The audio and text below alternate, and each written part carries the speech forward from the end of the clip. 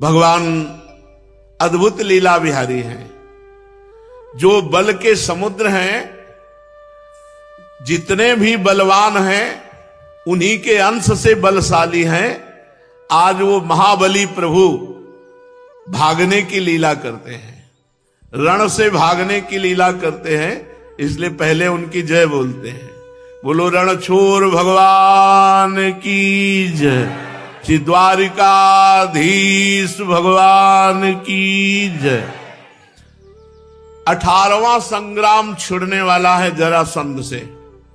23 अक्षौणी सेना 17 बार लाया और भगवान श्री कृष्ण और बलराम जी ने 23 अक्षौणी सेना 17 बार संहार की और जरासंध को छोड़ दिया। 18वीं बार उसने बहुत से तपस्वी ब्राह्मणों को अनुष्ठान में बैठाला था और कहा 17 बार हार गया हूं। अगर 18वीं बार हारा तो आप सब ब्राह्मण लोग, बहुत ब्राह्मण भक्त था। एक समय निश्चित था जिस समय ब्राह्मण उनके सामने मांगने आते थे और वो कहता था अगर गर्दन भी मांग लोगे तो दे देंगे। तो कहा आपकी उपासना करता रहा, अगर 18वीं बार हार गया तो परिणाम ठीक नहीं होगा।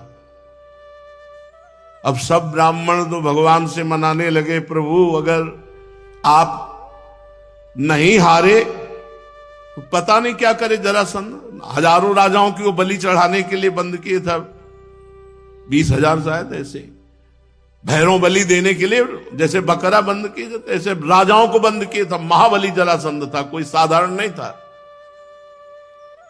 ब्राह्मणों ने अनुष्ठान, भगवान का नाम है नमो ब्रह्मणे देवाय। भगवान ने विचार किया कि ऐसे रण क्षेत्र से भागना तो ठीक रहेगा नहीं, जरासंध को पीठ दिखा के क्या लीला हो। तो भगवान के मन है देवर्षि नारद जी। देवर्षि नारद जी काल यवन महाबलशाली, उसके समीप गए। देवर्षि नारद जी एक ऐसे संत हैं, कहीं भी जाए सब जगह सम्मान होता था। कहीं भी राक्षस के पास भी जाए तो पूजा करेगा, देवता के पास जाए तो पूजा करेगा। सबको पता था नारद जी हमारे ही तैसे हैं। काल यवन ने कहा महाराज त्रिभुवन में कोई हमारा जोड़ नहीं रह गया लड़ने वाला। तो देवर्षि नारद जी ने कहा अभी तुम्हें पता नहीं है,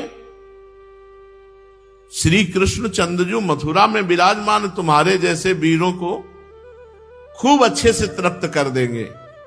कालयवन ने कहा मथुरा में क्या नाम है? श्री कृष्ण। कैसा रंग है? सांवला। अवस्था नवकिशोर, 4 भुजाएं, पीतांबरधारी। बोले बस आप निश्चिंत रहो, मारा गया। देवर्षि नारद जी की प्रेरणा से 3 करोड़ म्लेच्छ सेना लेकर कालयवन ने मथुरा को घेर लिया। उधर 18वीं बार 23 अक्षौणी सेना लेकर जरासंध चल पड़ा।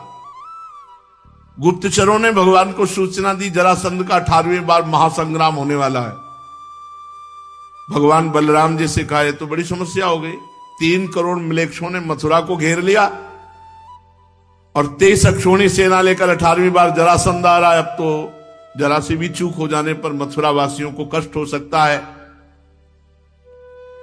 इसलिए भगवान ने समुद्र में एक पुरी की रचना की, द्वारिकापुरी की, किले की रचना की। बलराम जी से सलाह की और बीच समुद्र के बीच में 48 कोस लंबाई और चौड़ाई ऐसे एक किले की 48 कोस, जिसमें संपूर्ण मथुरा वासियों को सुरक्षित रखा जा सके। आदेश किया विश्वकर्मा को। वो आए थोड़ी कि अब काम शुरू होगा, 1-2 साल में पूरा होगा। मिनटों में काम पूरा होने वाला। गली, महल, सभा भवन, सब सुंदर नगर की रचना, उद्यान, विचित्र उपवन, दिव्य दिव्य लताएं, सोने के ऊंचे शिखरों वाले महल जो आकाश से बात करते, स्फटिक मणि की सुंदर सुंदर चबूतरे, बहुत सुंदर निर्माण द्वारिकापुरी का विश्वकर्मा जी ने किया। उग्रसेन, वसुदेव जी और समस्त अपने निज परिकर को भगवान श्री कृष्ण बलराम जी ने योग माया के द्वारा मथुरा से सीधे, आसपास तो 3 करोड़ म्लेच्छ लगे हुए हैं, सीधे द्वारिकापुरी में पहुंचा दिया। देवराज इंद्र ने पारिजात वृक्ष भेंट दिया जो द्वारिकापुरी में विराजमान। भगवान ने दिव्य सुधर्मा सभा की रचना की। वो सभा ऐसी की भूख, प्यास, बुढ़ापा, शरीर से पसीना निकलना, थकावट, ये सब कुछ नहीं हो सकती उस सभा में बैठने की। वरुण जी ने श्वेत घोड़े, जिनका एक एक कान श्याम वर्ण का था, जिनकी चाल मन के समान तेज थी। धनपति कुबेर जी ने 8 निधियां भेज दी। भगवान की समस्त विभूतियां आकर के द्वारिकापुरी में एकत्रित होने लगी। सभी लोकपालों की भगवान श्री कृष्ण ने जो जो शक्तियां सिद्धियां दी थी वो सब भेंट की। भगवान श्री कृष्ण चंद्र की द्वारिकापुरी में सब निधियां सिद्धियां विराजमान हैं, लोकपालों की विभूतियां विराजमान हो गई।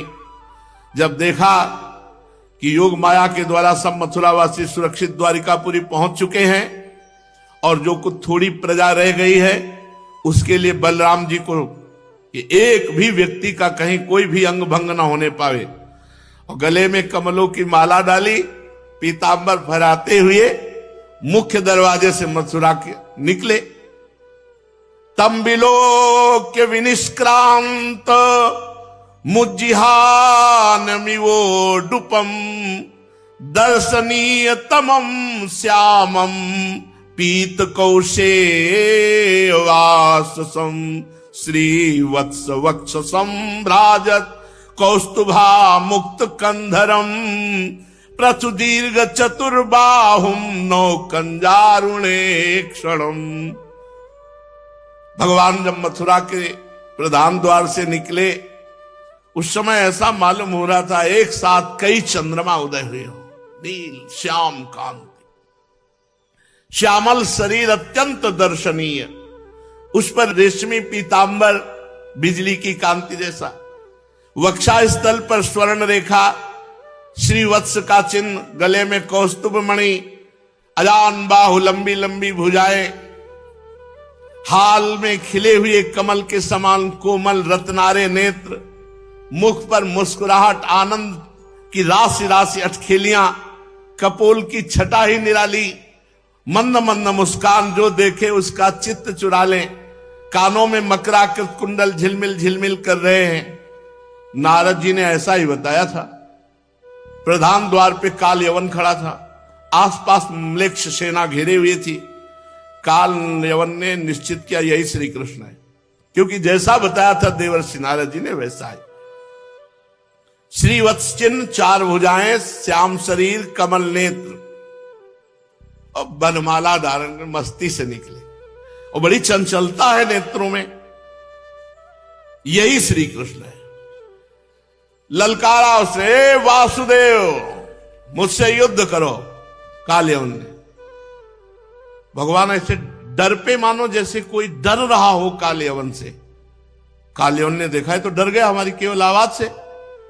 कालयवन दौड़ा, जैसे वो पैर बढ़ा रहा है वैसे भगवान भागने के पैर बढ़ा रहे।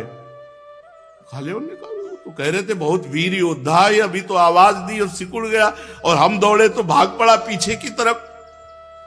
भगवान जी भी देखा कालयवन आया, रणभूमि से भाग पड़े।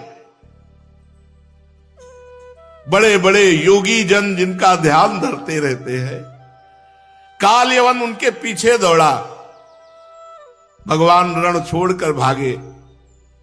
कालयवन को इतनी दूरी बनाए थे कि अब पकड़ा तब पकड़ा। भगवान से कहता, अरे आपकी इतनी महिमा है वासुदेव, कैसे तुम भाग रहे हो, थोड़ा तो हमसे युद्ध करो। भगवान और भाग रहे, पीतांबर कस के। कालयवन पीछे भागा, भगवान एक गुफा में घुस गए। कालयवन उसके पीछे पीछे आवाज करता हुआ जा रहा, अरे यशस्वी यदुवंश में पैदा हुए हो, युद्ध छोड़कर भाग रहे हो, तुम तो इतने बड़े वीर हो कि कंस को मार दिया, थोड़ा तो रुको, हमारी भुजाओं का तो आनंद लो। भगवान गुफा में चले गए। अभी उसके इतने भाग्य नहीं थे कि भगवान का स्पर्श पा लेते।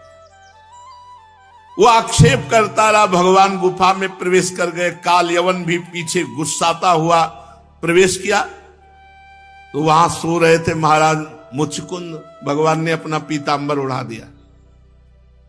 काल यवन ने सोचा कि इतनी जल्दी सो गया, ये इतनी दूर तो मुझे भगा के लाया और यहां इस प्रकार सो रहा है मानो साधु बाबा कोई पहले से ध्यानस्थ सो रहा हो। अभी हमारा परिचय नहीं जानता। काल यवन ने गुस्सा के एक लात मारी कस के। जो ही लात मारी सोई, जो सो रहे थे वो उठ गए। जो ही उठे और आंख खोली सोई, वो आग लग गई काल यवन के शरीर में, भस्म हो गया। देखते ही मुचकुंद महाराज के काल यवन के शरीर में आग लग गई, तत्काल भस्म हो गया।